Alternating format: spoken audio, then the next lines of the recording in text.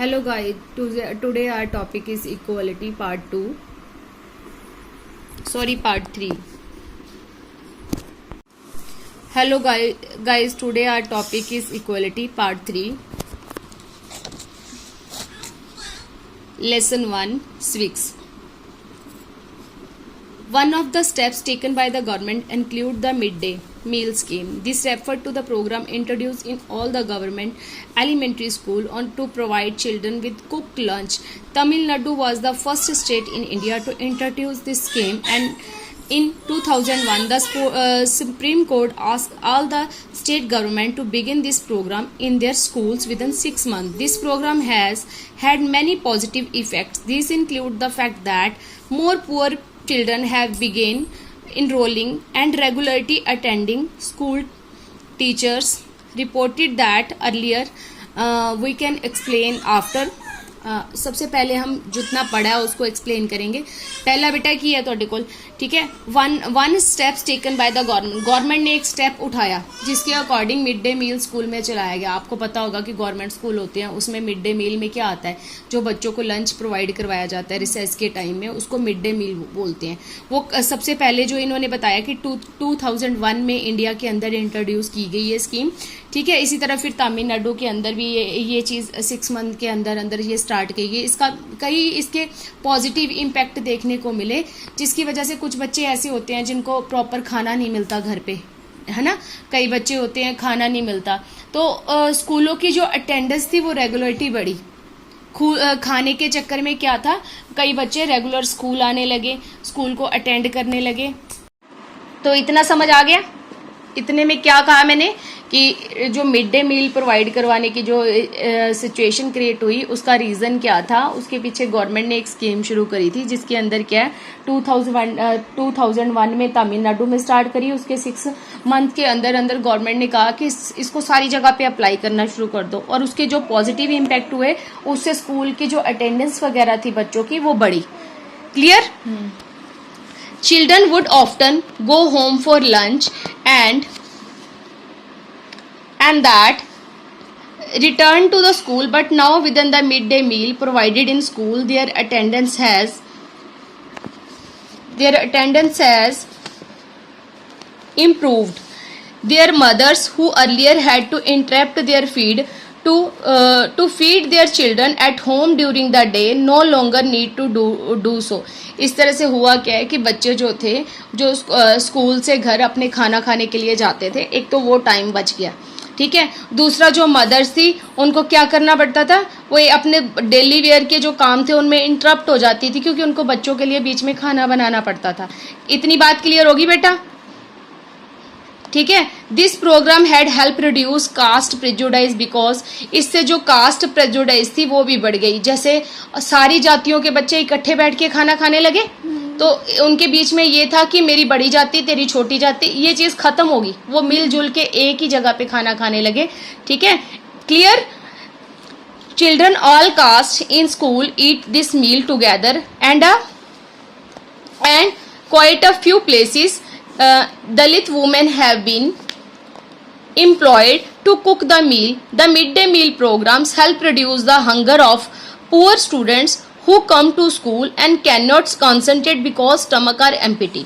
और इसका दूसरा एक ऐसी औरतों को भी जॉब मिली जो दलित जाति को बिलोंग करती थी, उनको एम्प्लॉयमेंट मिली, उनको रोजगार मिला, वो वहाँ पे खाना बनाने लगी, ठीक है. तो मिड डे मील की वजह से उनको हेल्प मिली कि उनका काम चलने लगा, ठीक है. और दूसरा क्या हो गया बेटा, इसमें help reduce the hunger of poor student. इससे जो पुअर स्टूडेंट थे, गरीब बच्चे थे, उनकी भी भूख मिटी. और वो भूखे रहने की वजह से कई बार स्कूल के काम में कॉन्सेंट्रेट ही नहीं कर पाते थे. जब पेट में खाना नहीं होगा तो पढ़ाई में मन लगेगा, नहीं लगेगा ना. तो वही सिचुएशन थी कि उनको भी ये फेस करना पड़ता था कि पेट में खाना नहीं होता था तो फिर पढ़ाई में क्या मन लगेगा. जबकि पढ़ाई में कई बच्चे ऐसे होते हैं बहुत ब्रिलियंट होते हैं पर दिमाग नहीं लगता. क्यों ना, तो घर से खाना खा के आए होते हैं और स्कूल में भी भूखे होते हैं. स्कूल की इस खाने वाली मील की वजह से कई बच्चों को बहुत ज़्यादा हेल्प हुई. Clear. While government program play an important role in increasing equality opportunity, there is still need to be done. तो इसी तरह से क्या है, जो गवर्नमेंट है उसके पास ये नीड, उसने एक रोल प्ले किया जिसकी बहुत ज़रूरत थी कि ज़्यादा से ज़्यादा इक्वालिटी को बढ़ाने के लिए लोगों को मौके दिए जाएं, अपॉर्चुनिटीज़ दी जाएं, जो कि परफॉर्म भी किया गया गवर्नमेंट की तरफ से। मिड डे मील का जो प्रोग्राम है वो काफ़ी हेल्पफुल रहा, उससे काफ़ी जो इनरोलमेंट थी, अटेंडेंस की इनरोलमेंट थी बच्चों की, वो बढ़ी, बच्चों ने ज़्यादा से ज़्यादा स्कूल आना शुरू किया। और दूसरा क्या हुआ, एक डिफरेंस भी कम हुआ, डिफरेंस का पूरी कंट्री के अंदर जो रिच बच्चे थे वो प्रॉपर खा पी के आते थे, सारी फैसिलिटीज़ थी, वो रेगुलर स्कूल आते थे। और जो बच्चे गरीब थे, जब खाना पेट में नहीं होता था, कई बार स्कूल में नहीं भी आते थे और उनकी रेगुलरिटी भी कम थी। पर जब मिड डे मील शुरू किया गया तो इससे क्या हुआ, जो पुअर और रिच के बीच का जो गैप था ना, अटेंडेंस गैप था, वो भी खत्म हो गया। इतना क्लियर हो गया बेटा?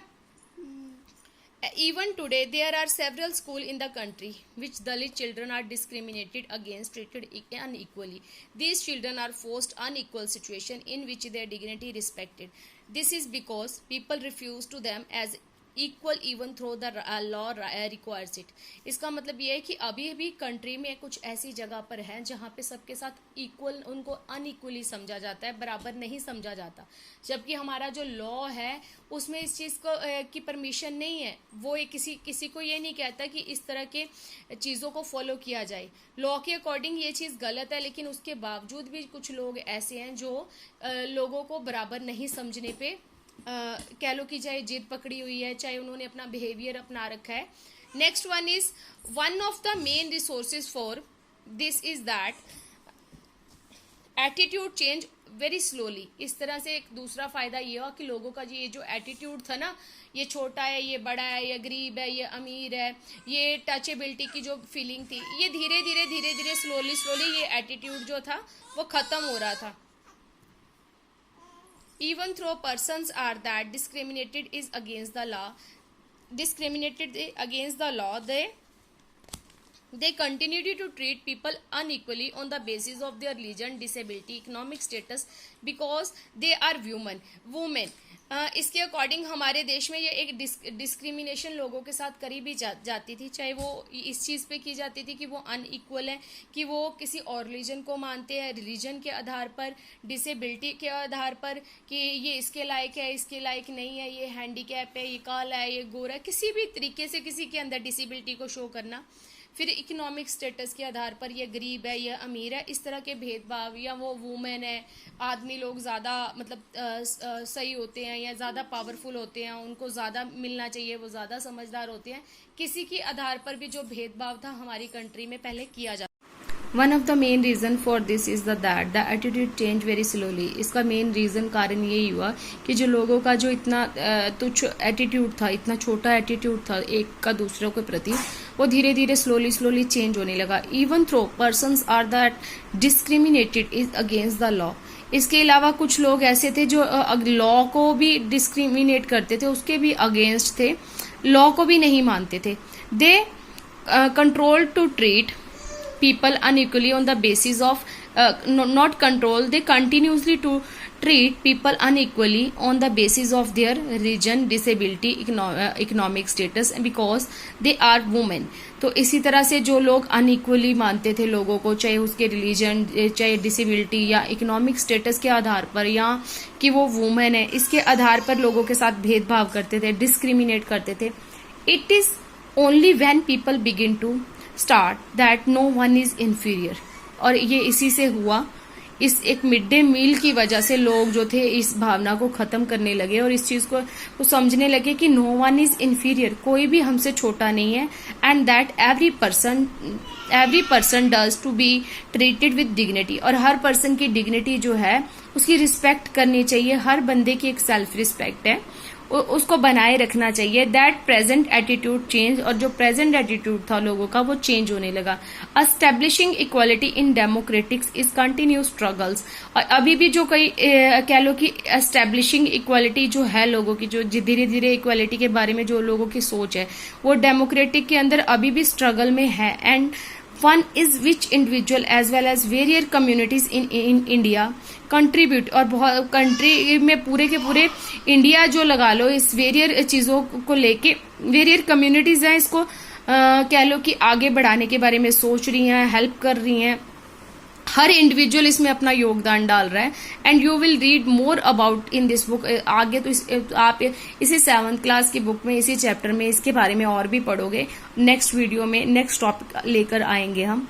Thanks for watching, like share and subscribe most.